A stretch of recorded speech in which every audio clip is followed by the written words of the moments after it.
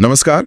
आज हम भारत के विशाल और दिलचस्प भूगोल के एक ऐसे पहलू की गहराई में उतर रहे हैं जो अक्सर नजरों से ओझल रहता है लेकिन देश की धमनियों की तरह काम करता है। ये है भारत के प्रमुख पहाड़ी दर्रे। बिल्कुल।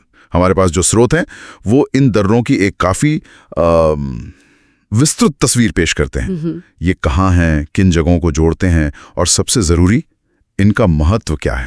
आज हम यही समझने की कोशिश करेंगे कि पहाड़ों के बीच से गुजरने वाले ये कुदरती रास्ते, ये पासेस भारत के व्यापार, सुरक्षा, आवागमन और हाँ, संस्कृति के लिए कितने अहम रहे हैं। बिल्कुल। हम हिमालय की बर्फीली चोटियों से लेकर पश्चिमी घाट की हरी भरी पहाड़ियों तक फैले अलग अलग दर्रों पर नजर डालेंगे। चर्चा में हम उनकी भौगोलिक स्थिति, उनका रणनीतिक मतलब स्ट्रैटेजिक महत्व, उनका ऐतिहासिक बैकग्राउंड और आज के दौर में कनेक्टिविटी में उनकी क्या भूमिका है, इसे समझेंगे। स्रोत हमें राज्य के हिसाब से काफी अच्छी जानकारी देते हैं। और शुरुआत एक हैरान कर देने वाले तथ्य से करते हैं। क्या पता है कि दुनिया की सबसे ऊंची मोटर चलाने लायक सड़क वाला दर्रा उमलिंगला भारत में ही है। हाँ, मैंने भी पढ़ा इसके बारे में। कमाल की ऊंचाई है, लगभग 19,300 फीट। ये तो बस एक झलक है कि ये दर्रे कितने असाधारण हो सकते हैं। तो चलिए इस रोमांचक सफर पर आगे बढ़ते हैं। शुरुआत करते हैं लद्दाख से। इसे ऊंचे दर्रों की भूमि भी कहते हैं। ये इलाका अपनी ऊंचाई और मुश्किल रास्तों के लिए जाना जाता है।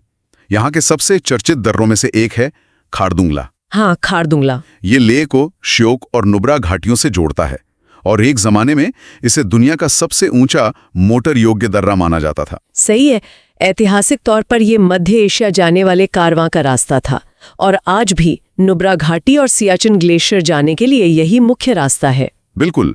और फिर है जोजिला दर्रा। श्रीनगर को कारगिल और लेह से जोड़ता है। नेशनल हाईवे 1 का हिस्सा है ये। और इसका रणनीतिक महत्व बहुत ज्यादा है, खासकर कश्मीर घाटी के लिए सप्लाई रूट के तौर पर। लेकिन यहाँ की सबसे बड़ी चुनौती है मौसम। हाँ, बर्फबारी। हाँ, सर्दियों में भारी बर्फबारी के कारण ये अक्सर बंद हो जाता है। हालांकि सीमा सड़क संगठन यानी BRO इसे ज्यादा से ज्यादा समय तक खुला रखने की पूरी कोशिश करता है। अच्छी बात यह है कि यहाँ जोजिला सुरंग बन रही है ना। हाँ बिल्कुल, जिसके पूरा होने पर साल भर कनेक्टिविटी मिल जाएगी। ये बहुत बड़ा कदम है। ये सुरंगें बनना वाकई गेम चेंजर जैसा है। अच्छा, जिक्र उमलिंगला का भी हुआ था, दुनिया का सबसे ऊंचा मोटर योग्य दर्रा। हाँ, लगभग 19,300 फीट की ऊंचाई पर चिसुमले डेमचोक रोड पर। सोचना भी कमाल है। बिल्कुल। लद्दाख में और भी दर्रे हैं, जैसे काराकोरम दर्रा। ये ऐतिहासिक रेशम मार्ग का हिस्सा था। बिल्कुल। और लद्दाख को चीन के जिनजियांग प्रांत से जोड़ता है। हाँ, और अगिल मिंटाका जैसे दर्रे भी इसी काराकोरम रेंज में है और चीन से जुड़ते हैं। और इन दर्रों का इस इलाके में एक साथ होना ही लद्दाख के रणनीतिक महत्व को रेखांकित करता है। ये सिर्फ रास्ते नहीं है, बल्कि भारत की उत्तरी सीमाओं पर निगरानी और पहुंच के लिहाज से बेहद अहम है। सही कहा। काराकोरम दर्रा जैसे प्राचीन मार्ग हमें सदियों पुराने व्यापारिक और सांस्कृतिक रिश्तों की याद दिलाते हैं, तो उमलिंगला जैसी नई सड़कें आधुनिक इंजीनियरिंग और सीमा तक पहुंच बनाने की भारत की क्षमता को दर्शाती हैं। और चांगला दर्रे के पास DRDO का सबसे ऊंचा रिसर्च स्टेशन भी है ना? हाँ, DRDO यानी रक्षा अनुसंधान और विकास संगठन का सबसे ऊंचा स्थलीय अनुसंधान स्टेशन भी वहीं स्थित है। ये यहाँ की अहमियत बताता है। अब लद्दाख से थोड़ा नीचे उतरकर जम्मू और कश्मीर की बात करते हैं। यहाँ का एक बेहद महत्वपूर्ण दर्रा है बनिहाल दर्रा। जी, बनिहाल। ये पीर पंजाल रेंज में है और जम्मू को श्रीनगर से जोड़ता है। खास बात यह है कि इसके नीचे से 2 अहम सुरंगें गुजरती हैं। एक तो पुरानी जवाहर सुरंग जो 1956 से चालू है, NH-44 का हिस्सा है, और दूसरी है आधुनिक बनिहाल काजीगुंड रेलवे सुरंग, जिसे पीर पंजाल रेलवे सुरंग भी कहते हैं। हाँ, इन सुरंगों की वजह से अब जम्मू श्रीनगर के बीच साल भर संपर्क बना रहता है, चाहे मौसम कैसा भी हो। ये बहुत बड़ी बात है। ये बनिहाल सुरंगें इस बात का बेहतरीन उदाहरण है कि कैसे इंजीनियरिंग की मदद से भौगोलिक चुनौतियों पर काबू पाया जा सकता है। जहां दर्रा बर्फबारी में बंद हो जाता था, वहीं ये सुरंगें जीवन रेखा बनी हुई हैं। बिल्कुल। एक और ऐतिहासिक दर्रा है पीर पंजाल दर्रा, जिसे पीर की गली के नाम से भी जाना जाता है। ये श्रीनगर को राजौरी और पुंछ से जोड़ता है। अच्छा, पीर की गली? हाँ, मशहूर मुगल रोड इसी दर्रे से होकर गुजरती थी। और दिलचस्प बात यह है कि कल्हण की राजतरंगिणी में भी इसका जिक्र पंचाल देव के रूप में मिलता है। अरे वाह! ये दिखाता है कि इन रास्तों का सिर्फ रणनीतिक ही नहीं, सांस्कृतिक और ऐतिहासिक महत्व भी कितना गहरा है। यानी इतिहास और आधुनिक इंजीनियरिंग का संगम। अच्छा, अब चलते हैं हिमाचल प्रदेश। यहाँ का एक मशहूर दर्रा है बारालाचाला। बारालाचाला, हाँ। ये जांस्कर रेंज में है और मनाली को लेह से जोड़ने वाले नेशनल हाईवे 3 पर पड़ता है। इसे अक्सर लद्दाख का प्रवेश द्वार भी कहते हैं। और चिनाब नदी की 2 मुख्य सहायक नदियां चंद्रा और भागा यहीं आसपास से निकलती हैं। सही। और हिमाचल का शायद सबसे प्रसिद्ध दर्रा है रोहतांग दर्रा। हाँ, रोहतांग तो बहुत फेमस है। ये पूर्वी पीर पंजाल रेंज में कुल्लू घाटी को लाहौल और स्पीति की खूबसूरत घाटियों से जोड़ता है। पर्यटकों के बीच भी बहुत लोकप्रिय है। लेकिन रोहतांग की असली कहानी अब बदल गई है अटल सुरंग के बनने से। हाँ, अटल टनल। ये सुरंग रोहतांग दर्रे के नीचे बनी है, 9 किलोमीटर से ज्यादा लंबी है और 10,000 फीट से अधिक ऊंचाई पर दुनिया की सबसे लंबी हाईवे सुरंग है। कमाल है। इसने मनाली लेह मार्ग पर सफर का समय काफी कम कर दिया है और सबसे बड़ी बात, लाहौल स्पीति को साल भर कनेक्टिविटी दे दी है, जो पहले सर्दियों में मतलब बिल्कुल कट जाता था। अटल सुरंग ने तो वाकई कमाल कर दिया है। हिमाचल में एक और अहम दर्रा है शिपकिला। ये किन्नौर जिले में भारत चीन सीमा पर है। हाँ, शिपकिला। इसका दोहरा महत्व है। दोहरा महत्व कैसे? एक तो ये तिब्बत के साथ व्यापार का एक आधिकारिक रास्ता है और दूसरी खास बात यह है कि सतलुज नदी भारत में इसी दर्रे से प्रवेश करती है। अच्छा, सतलुज यहीं से आती है। ये तो बहुत अहम बात है। बिल्कुल। शिपकिला का ये दोहरा महत्व इसे खास बनाता है। व्यापार मार्ग होने के साथ साथ ये एक बड़ा भौगोलिक लैंडमार्क भी है। अटल सुरंग और शिपकिला जैसे दर्रे दिखाते हैं कि हिमाचल के ये पास सिर्फ पहाड़ों को नहीं जोड़ते, बल्कि अर्थव्यवस्था, रणनीति और प्रकृति के प्रवाह के लिए भी कितने महत्वपूर्ण हैं। अब रुख करते हैं उत्तराखंड का, जिसे देवभूमि भी कहा जाता है। यहाँ के दर्रे अक्सर तीर्थ यात्रा और प्राचीन व्यापार मार्गों से जुड़े हैं। सबसे पहले बात लिपुलेख दर्रे की। हाँ, लिपुलेख।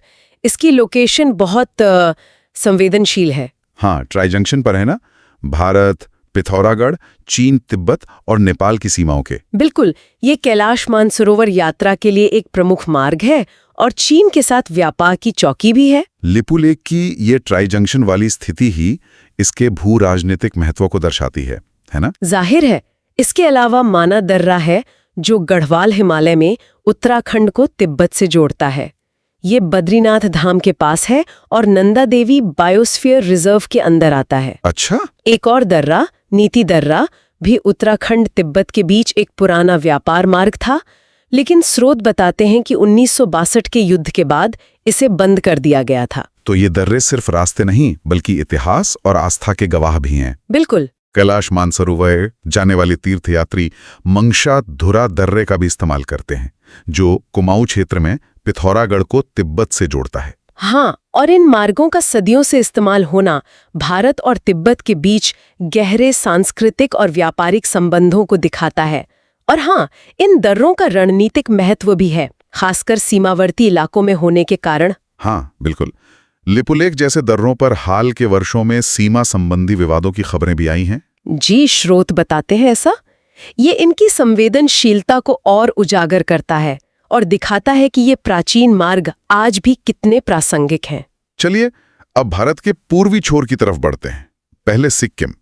यहाँ का सबसे जाना माना दर्रा है नाथुला। नाथुला, हाँ, पूर्वी हिमालय में स्थित ये दर्रा सिक्किम को तिब्बत की चुंबी घाटी से जोड़ता है। और ये प्राचीन रेशम मार्ग यानी सिल्क रूट का हिस्सा था। बिल्कुल।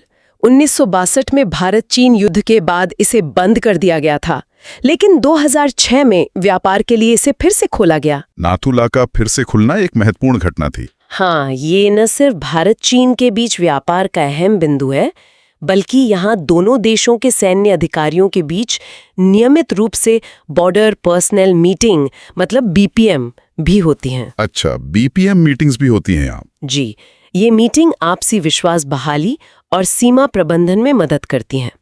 सिक्किम में ही जैलेपला दर्रा भी है, जो नाथुला के दक्षिण में है और तिब्बत को जोड़ता है। और एक नाकुला दर्रा भी है। हाँ, उत्तरी सिक्किम में नाकुला दर्रा भी तिब्बत से जुड़ता है और स्रोतों के अनुसार हाल के दिनों में यहाँ भारत और चीनी सेनाओं के बीच गतिरोध की स्थिति बनी थी। हम यहाँ सिर्फ स्रोतों में दी गई जानकारी बता रहे हैं। ठीक है, अब बात करते हैं अरुणाचल प्रदेश की। अपनी विविधता और खूबसूरती के साथ साथ कई महत्वपूर्ण दर्रों का घर भी है ये। यहाँ सेला बर्रा बहुत अहम है। सेला पास, हाँ। ये तवांग को बाकी अरुणाचल से जोड़ने वाले नेशनल हाईवे 13 पर है।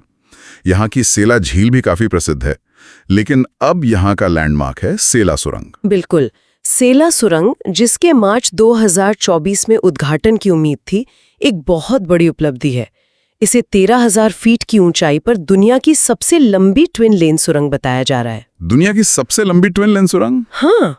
इसका सबसे बड़ा फायदा ये है कि ये रणनीतिक रूप से महत्वपूर्ण तवांग शहर को हर मौसम में बिना बर्फबारी की रुकावट के देश के बाकी हिस्सों से जोड़े रखेगी। ये तो वाकई कनेक्टिविटी के लिए क्रांतिकारी बदलाव है, खासकर उस इलाके के लिए। बिल्कुल। सेला के अलावा बूमडिला दर्रा भी तवांग को जोड़ने वाला एक और महत्वपूर्ण पास है। पूर्व में जाएं तो दिफू दर्रा है। दिफू दर्रा, हाँ। ये भारत, चीन और म्यांमार के ट्राई जंक्शन के पास मैकमोहन रेखा पर स्थित है। ये भारत और म्यांमार के बीच एक व्यापार मार्ग है। और फिर है पंगसौ दर्रा। हाँ, पंगसौ दर्रा जो पटकाई पहाड़ियों में अरुणाचल को म्यांमार से जोड़ता है। अच्छा, इसका ऐतिहासिक महत्व है। ऐतिहासिक महत्व कैसे? द्वितीय विश्व युद्ध के दौरान बनी प्रसिद्ध स्टिलवेल रोड, जिसे लेडो रोड भी कहते हैं, यहीं से गुजरती थी। अच्छा, स्टिलवेल रोड। हाँ, आज भी यहाँ भारत और म्यांमार मिलकर पंगसौ दर्रा शीतकालीन महोत्सव मनाते हैं, जो सांस्कृतिक आदान प्रदान का एक अच्छा उदाहरण है। ये तो बहुत अच्छी बात है। अरुणाचल के ये दर्रे दिखाते हैं कि ये क्षेत्र न सिर्फ चीन के साथ हमारी सीमा के लिहाज से अहम है, बल्कि म्यांमार के साथ हमारे संबंधों और ऐतिहासिक विरासतों के लिए भी महत्वपूर्ण है। ये सोचना बिल्कुल गलत होगा कि महत्वपूर्ण दर्रे सिर्फ हिमालय में ही हैं। प्रायद्वीपीय भारत, मतलब पेनिनसुला इंडिया में भी कई ऐसे दर्रे हैं जो व्यापार और आवागमन के लिए बेहद जरूरी हैं। सही कहा। महाराष्ट्र में थाल घाट है, जिसे कसारा घाट भी कहते हैं। ये मुंबई को नासिक से जोड़ता है। बहुत व्यस्त रूट है ये, और भारत की सबसे खड़ी रेलवे लाइनों में से एक यहीं से गुजरती है। हाँ, और दूसरा है भोर घाट। भोर घाट, जो मुंबई को पुणे और फिर दक्षिण भारत से जोड़ता है। थाल घाट और भोर घाट, ये दोनों ही मुंबई, जो देश की आर्थिक राजधानी है, के लिए लाइफलाइन की तरह है। बिल्कुल, लाइफलाइन। इनके बिना मुंबई का बाकी देश से संपर्क बहुत मुश्किल हो जाता। सही है। दक्षिण की ओर बढ़ें तो केरल और तमिलनाडु के बीच पश्चिमी घाट में एक बहुत ही खास जगह है, पाल घाट। हाँ, पलक्कड़ गैप। इसे पलक्कड़ गैप भी कहते हैं। ये पश्चिमी घाट की पहाड़ियों के बीच एक काफी बड़ा निचला रास्ता है जो नीलगिरी और अन्नामलाई पहाड़ियों को अलग करता है। और ये केरल के पलक्कड़ को तमिलनाडु के कोयम्बटूर से जोड़ता है। दक्षिण भारत में कनेक्टिविटी के लिए बहुत अहम है। भरतपुजा नदी भी यहीं से बहती है। पाल घाट भौगोलिक रूप से बहुत अनोखा है ना? हाँ, बिल्कुल। जहाँ पश्चिमी घाट ज्यादातर एक लगातार दीवार की तरह है, वहीं पाल घाट एक बड़ा सा गैप या अंतराल है। इसकी वजह से केरल और तमिलनाडु के बीच आवाजाही और व्यापार सदियों से आसान रहा है। अच्छा। इसी तरह शेनकोटे दर्रा भी केरल के कोल्लम को तमिलनाडु से जोड़ता है। ये प्रायद्वीपीय दर्रे दिखाते हैं कि पहाड़ों के बीच के रास्ते सिर्फ उत्तर में ही नहीं, बल्कि दक्षिण में भी आर्थिक और सामाजिक जीवन के लिए कितने जरूरी हैं। प्रायद्वीपीय भारत में कुछ दर्रों का ऐतिहासिक महत्व भी बहुत गहरा है, जैसे राजस्थान की अरावली पहाड़ियों में हल्दी घाटी दर्रा। हल्दी घाटी, हाँ। ये राजसमंद और उदयपुर जिलों को जोड़ता है और 1576 में महाराणा प्रताप और मुगल सेना के बीच हुए प्रसिद्ध हल्दी घाटी युद्ध के लिए जाना जाता है। बिल्कुल। और एक और ऐतिहासिक रूप से बेहद महत्वपूर्ण दर्रा है मध्य प्रदेश की सतपुड़ा रेंज में असीरगढ़ दर्रा।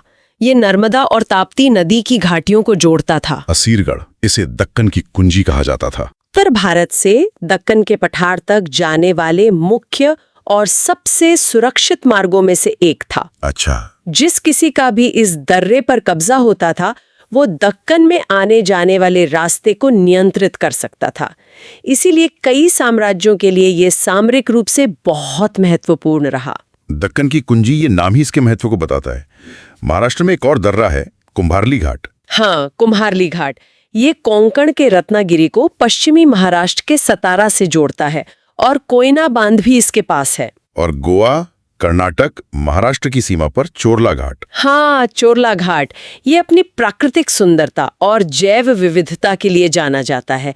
यहाँ एक दुर्लभ भेड़िया सांप की प्रजाति भी पाई जाती है। तो ये पश्चिमी और मध्य भारत के दर्रे हमें दिखाते हैं कि दर्रों की भूमिका कितनी विविध हो सकती है। कहीं ये ऐतिहासिक युद्धों के मैदान रहे हैं, जैसे हल्दी घाटी, कहीं ये साम्राज्यों के प्रवेश द्वार रहे हैं, जैसे असीरगढ़, तो कहीं ये प्रकृति और वन्य जीवों के संरक्षण के लिए महत्वपूर्ण है, जैसे चोरला घाट। तो आज हमने भारत की कुछ सबसे अहम पहाड़ी दर्रों का एक सिरा पकड़ने की कोशिश की। लद्दाख की बुलंदियों से लेकर पश्चिमी घाट की हरियाली तक हमने देखा कि ये सिर्फ जमीन के ऊंचे नीचे रास्ते नहीं हैं। नहीं, बिल्कुल नहीं। ये हमारी कनेक्टिविटी, अर्थव्यवस्था, सुरक्षा और यहाँ तक कि संस्कृति की जीवन रेखाएं हैं। बिल्कुल। ये दर्रे इस बात का सबूत है कि इंसानों ने कैसे मुश्किल भूगोल को साथ कर रास्ते बनाए और सभ्यताओं को जोड़ा।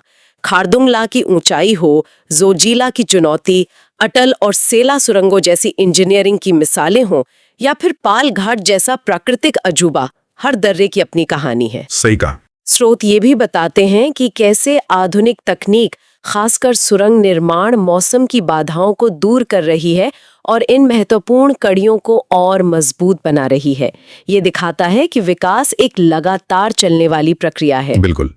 स्रोत हमें इन दर्रों के अतीत और वर्तमान के महत्व के बारे में तो बताते ही हैं, साथ ही ये भी दिखाते हैं कि कनेक्टिविटी को बेहतर करने के लिए लगातार काम चल रहा है।